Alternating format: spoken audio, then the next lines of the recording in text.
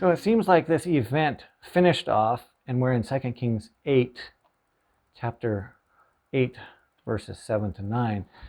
And we get a completely new setting. This is kind of interesting that Elisha then starts working, giving the word of the Lord to Damascus. That's to Ben-Hadad too, who was just attacking Israel. So the siege went away, and now things must have settled out just a little bit. And now in verse 7, and Elisha came to Damascus, and Ben-Hadad, the king of Syria, was sick. And it was told him, saying, The man of God is come hither. And the king said unto Hazael, Take a present in thine hand, and go meet the man of God, and inquire of the Lord by him, saying, Shall I recover of this disease? So Hazael went to meet him, and took a present with him, even of every good thing of Damascus. Look at this, 40 camels' burden, and came and stood before him, and said, Thy son Ben-Hadad, king of Syria, hath sent me to thee, saying, Shall I recover of this disease? Well, see here in verse 9 we have that other artifact, 40 camels' burden. So you've heard of horsepower. So when the auto industry was trying to convert the farmers from horses to tractors, and they'd say this tractor has 100 horsepower. And that's a unit that they could use to measure that power. And then here, I just find this unit incredible, 40 camels' burden. So put the full weight that a camel can surpass on one camel, and then you have 40 camels there. Put the full weight on all of them. So that's quite a bit of stuff. There's 40 horsepower or 40 camel burden. So the fame of Elisha was so great that the Syrian, Aramean, Damascus king would be able to ask him things.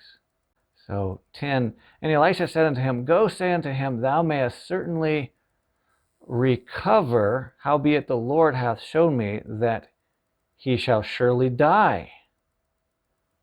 And he settled his countenance steadfastly until he was ashamed, and the man of God wept. Yeah, that's, you don't want to take this terrible message back to your king, so that's one problem. But then Elisha sees more. He sees more into this Hazael. He's going to be the new king. And he settled his countenance steadfastly until he was ashamed, and the man of God wept. And Hazael said, Why weepeth my Lord? And he answered, Because I know the evil that thou wilt do unto the children of Israel. See, and here's a rated R part coming up again. Their strongholds wilt thou set on fire, and their young men wilt thou slay with the sword, and wilt dash their children, and rip up their women with child. So here Hazael is some type of Jack the Ripper kind of a person. He takes no heed to human suffering. So 13, and Hazael said, But what, is thy servant a dog that he should do this great thing? And Elisha answered, The Lord hath showed me that thou shalt be king over Syria. So he departed from Elisha and came to his master, who said to him, What said Elisha to thee? And he answered, He told me that thou shouldst surely recover. Now see, so we know Hazael is a liar now too.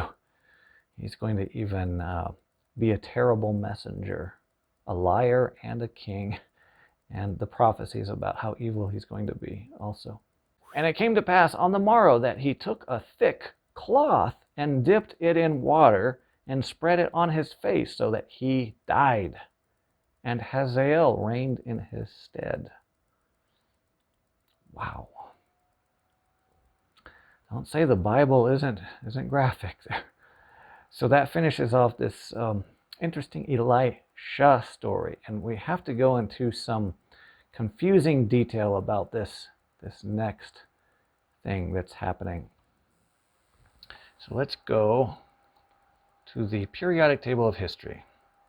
Ahaziah and a sister, Athaliah. Well, his sister is married off to this Jehoram in Judah. Now this Jehoram has another name because the word Jehoram and Joram are almost the same. And so they're used interchangeably, like John and Johnny, or Johan. It's something like this in the language. So we have to remember that. See, I'm going to get my circle out. Maybe I'll back up a little bit and try to get my circle out better. There. This Joram is different than this Joram, who is also Jehoram. And in order to unlock the understanding on here, you have to be able to understand that. Ahab here, let me zoom in, there's Ahab, has a daughter, Athaliah, who is married to Jehoram, who is also called Joram.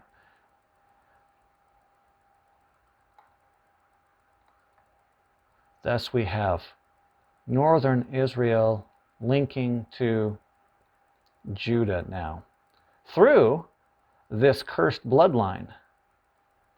So there's some theological implications right there as well. Oh, there's a Joram, son of Ahab in Israel, and there's Jehoram, son of Jehoshaphat in Judah. Jehoram in the south is married to Athaliah. Athaliah is the daughter of Ahab and Jezebel. So that makes Athaliah the sister of Joram in the north. And also Jehoram in Judah is the brother-in-law of Joram of Israel. So try to get all that put together. This is the kind of stuff that took centuries to figure out, and I try to describe it to you in a minute or two. So you might pause the video and think about that for a second.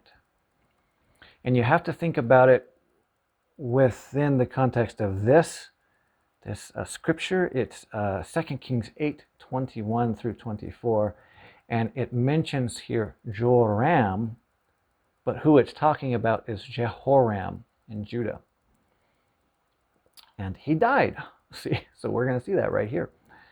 So Joram went over to Zair and all the chariots with him, and he rose by night and smote the Edomites which compassed him about, and the captains of the chariots, and the people fled into their tents. Yet Edom revolted from under the hand of Judah unto this day. Then Libnah revolted at the same time, and the rest of the acts of Joram, Jehoram, might be, and all that he did, are they not written in the books of the Chronicles of the Kings of Judah? And Joram, this is Jehoram of Judah, slept with his fathers and was buried with his fathers in the city of David. And here's where we get it. And Ahaziah, his son, reigned in his stead. See? So this is king in Judah, whose name is Joram, sometimes Jehoram, sometimes, and he has a son, Ahaziah. So now we'll go in here and we'll see that Ahaziah, there in the south, 841 BC. So we're getting down closer to this 841 BC time period. Well, Jehoshaphat is no longer king of Judah. Jehoram is no longer king of Judah. And now we have Ahaziah in Judah. So we have a very young king. An inexperienced king and a young king. Northern Israel and southern Israel. Now let's look at our maps because we want to see some of these places that they just talked about. Libnah is not known where it is, but Zoar of Moab is right here.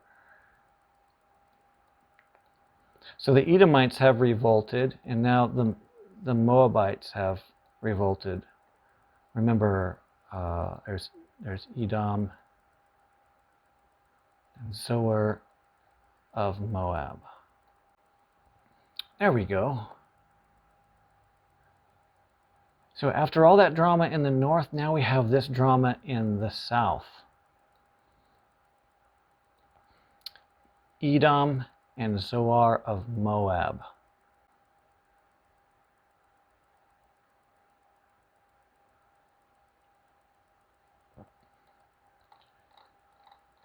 And this battle probably took place somewhere around here. So like I said, we went to war, battles, south, north, south, north, south, north. So now we have to go right back up to Ramoth Gilead. We just learned that the brand new king Ahaziah is reigning in the south. He has no experience whatsoever, and he's holding the shirt tails of Joram of Israel. So now we have this new treacherous king Hazael of Damascus in the way far north. And then we have King Ahaziah from the south coming up right into central Israel with King Joram. And they are going to try to repel the attacks of King Hazael.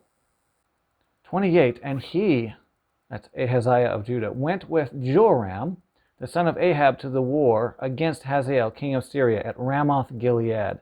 And the Syrians wounded Joram. And King Joram went back to be healed in Jezreel. Remember Jezreel? That was right there where the Naboth's vineyard was, and where the barracks of Ahab and Omri was. So, healed in Jezreel of the wounds which the Syrians had given him at Ramah when he fought against Hazael, king of Syria. And Ahaziah, the son of Jehoram, king of Judah, went down to see Joram, the son of Ahab, in Jezreel, because he was sick. Okay, so that makes a whole lot of sense. And now we have another prophet story in 2 Kings 9, verse 1. And Elisha the prophet called one of the children of the prophets and said unto him, Gird up thy loins, and take this box of oil in thine hand, and go to Ramoth Gilead. See, that's right there where the battle was. And when thou comest thither, look out there Jehu, the son of Jehoshaphat, the son of Nimshi, and go in and make him arise up from among his brethren, and carry him to an inner chamber. Then take the box of oil and pour it on his head, and say, Thus saith the Lord, I have anointed thee king over Israel. Then open the door and flee, and tarry not. Don't ask questions, just get out.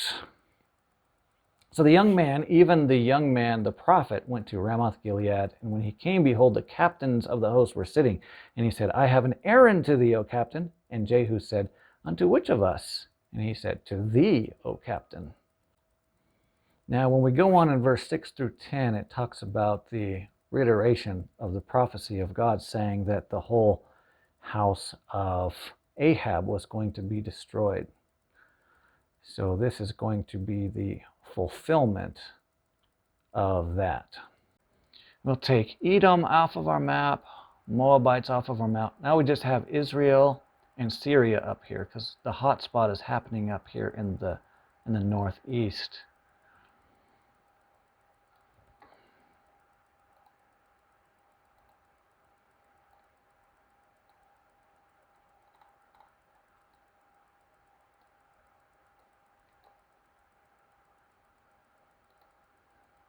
Ramoth Gilead is somewhere out here, the east of the Jordan. And then Tel Jezreel, where the vineyard of Ahab or the vineyard of Naboth is. It's over here in Gur. Now we have quite a few kings coming along at this time. Hazael of Damascus has his army down here in Ramoth Gilead. General Jehu is checking him.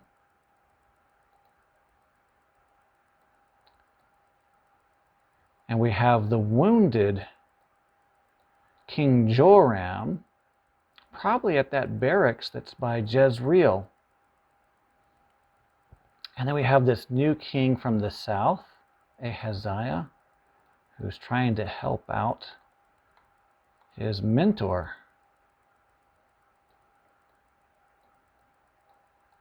So now we get the picture. General Jehu just got anointed king, but nobody knows about it except the army. So now he's going to have to come right down into this valley. And you see all the mountains over here? But you can see this beautiful valley, where if you get your chariot down in there, you can go pretty quickly. and he's going to at once come upon King Joram.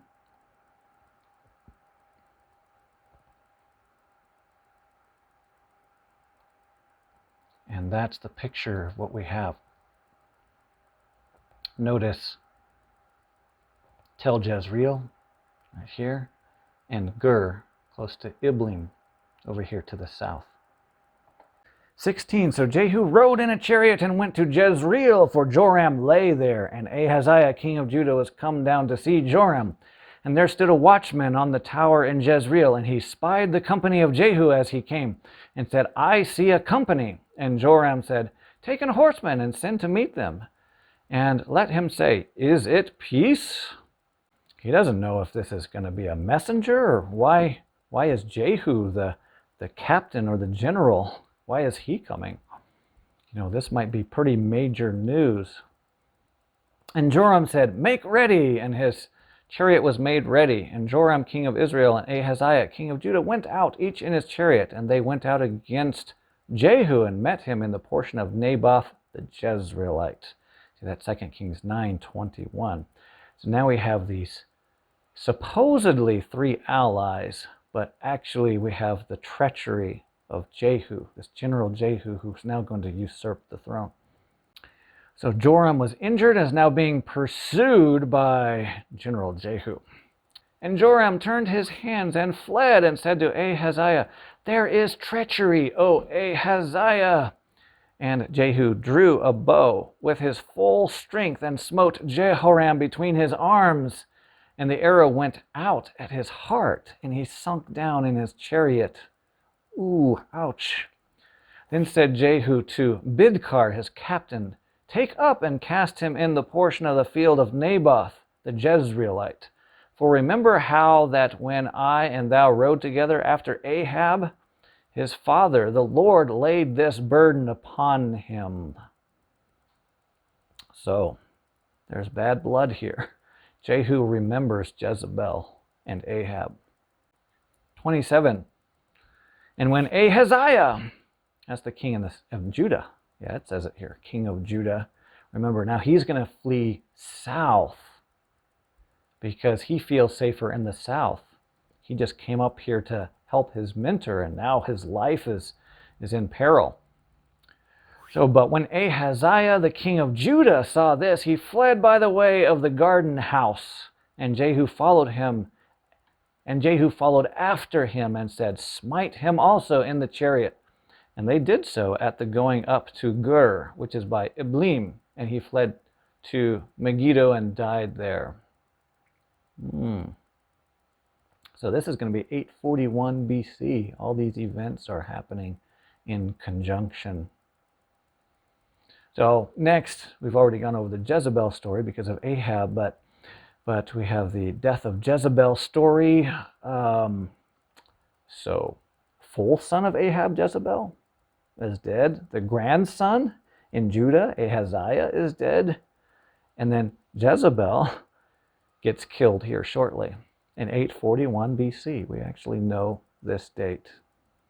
We have a new chance in Israel because this bloodline is getting wiped away. So we have a new chance in northern Israel to have somebody who's going to serve God. Not that that's going to happen or not, but we have a chance. Is the next king going to serve the God of life or the God of death? But you have all these prophecies fulfilled of the body is thrown into the field of Naboth, the field of Naboth's vineyard, the blood, all that. So in the archaeology, what's amazing about this is now we come outside of Scripture to the archaeology. We have the Tel Dan stele. This is an amazing record, amazing artifact that has lots of inscriptions on it. It has the house of David on it, has the Hazael is probably the author because it talks about Ben-Hadad too. It says, Hadad made me king. So that would, probably, it didn't say anything about the assassination story of Hazael killed Ben-Hadad too. But anyway, it has It has Ben-Hadad, Hadad, it has Jehoram on it, it has Ahab on it. Ahaziah, who, it has a different spelling of Ahaziah, but it calls him Ahaziah, who. And then the house of David and Israel. So this is one of these artifacts that is phenomenal across the board, because it's trying to do a record, click, click, click, click, and all these names are on it. Yeah, so it's kind of chopped up, but I can tell you what it says. My father went up fought against somebody, and my father laid down. He went to somebody became sick and died, and the king of Israel entered previously in my father's land, and Hadad made me king. See, there's Hadad. This is really chewed up, but if there's a skip, then it's like, yeah, it's broken there. And Hadad went in front of me and departed from the 7 of my kingdom, and I slew kings who harassed thousands of chariots and thousands of horsemen. I killed Jehoram. See, there we get the direct name. See, son of Ahab. So, I mean, this is an incredible inscription. Ahab, Jehoram. Now, he wasn't the one that actually killed him. Hazael didn't kill him, but from his perspective, he fought a battle. He knew Joram was injured, and lo and behold, then there's a king change. So he took credit for killing the kings of Israel here. See, he said, I killed Ahaziah, son of Jehoram, king of the house of David. See, so now he's going to Judah. So he's just on cloud 9, thinking about how much power he has now. And I set their towns into ruins and turned their land into desolation. And led over Israel, I laid siege upon something, ... We don't know what it all says because it's so cracked, but we get all these inscriptions, these names of people throughout history, even that lineage saying Ahab and Joram. All those are right there on the Teldan stele.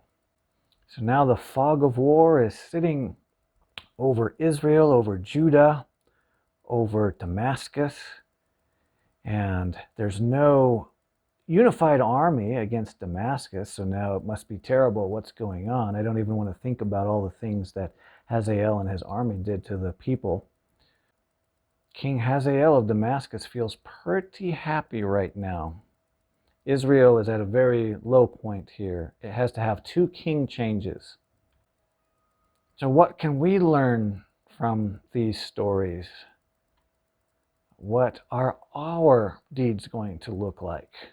Hopefully not like Hazael, but these stories are for us to know what not to do, how not to treat other people. So what lessons are learned for you? You can write those in the comments section.